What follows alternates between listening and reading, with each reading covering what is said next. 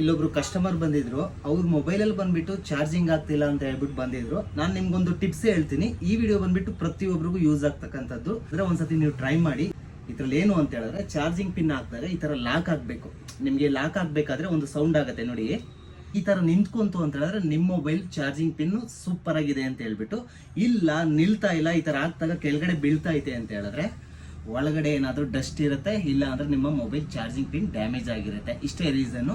ಅದನ್ನ ನೀವು ಒಂದ್ಸತಿ ಮೊಬೈಲ್ ಶಾಪ್ಗಳಲ್ಲಿ ಹೋಗ್ಬಿಟ್ಟು, ಅಕ್ಕಪಕ್ಕ ಮೊಬೈಲ್ ಶಾಪ್ಗಳಲ್ಲಿ ಹೋಗ್ಬಿಟ್ಟು ಕ್ಲೀನ್ ಮಾಡಿಸಿ. ನೀವಂತೂ ಯಾವುದೇ ಕಾರಣಕ್ಕೂ ಕ್ಲೀನ್ ಮಾಡ್ಕೊಳಕ್ ಹೋಗ್ಬಿಡಿ. ಏನಾದ್ರೂ ಮಿಸ್ ಆಯ್ತು ಅಂದ್ರೆ ಇಲ್ಲಿ ಕಾರ್ನರ್ ಅಲ್ಲಿ ಸೆಂಟ್ರಲ್ ಟೈಪ್ ಸಿ ಏನಾದ್ರು ಪಿನ್ ಇತ್ತು ಅಂದ್ರೆ ಅದು ಡ್ಯಾಮೇಜ್ ಬೀಳುತ್ತೆ.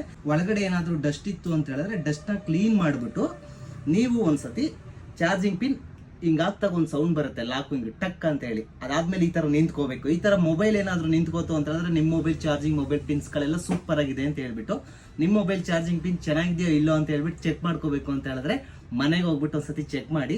ಈ ತರ ಆಗ್ತಾ ಇಲ್ಲ ಅಂತ ಹೇಳಿದ್ರೆ ನಿಮ್ಮ ಮೊಬೈಲ್ ಬಂದ್ಬಿಟ್ಟು ಫಾಸ್ಟ್ ಚಾರ್ಜಿಂಗ್ ತಗೊಳ್ತಾರಲ್ಲ, ಎಕ್ಸ್ಪೆಷಲಿ ಬಂದ್ಬಿಟ್ಟು ಚಾರ್ಜಿಂಗ್ ಸ್ಲೋ ಆಗಿ ಆಗ್ತಾ ಇರತ್ತೆ. ರೀಸನ್ ಇಷ್ಟೇ. ಇದೊಂದು ಎಲ್ರಿಗೂ ಇನ್ಫಾರ್ಮೇಶನ್ ವಿಡಿಯೋ ಆಗಿರ್ಲಿ ಅಂದ್ಬಿಟ್ಟು, ನಿಮ್ಗೆ ಏನಾದ್ರೂ ಈ ವಿಡಿಯೋ ಏನಾದ್ರೂ ಇಷ್ಟ ಆಗಿತ್ತು ಅಂತ ಹೇಳಿದ್ರೆ A1 ಮೊಬೈಲ್ ನ ಫಾಲೋ ಮಾಡಿ ಅಂತ ಹೇಳ್ತೀನಿ. Thank you guys.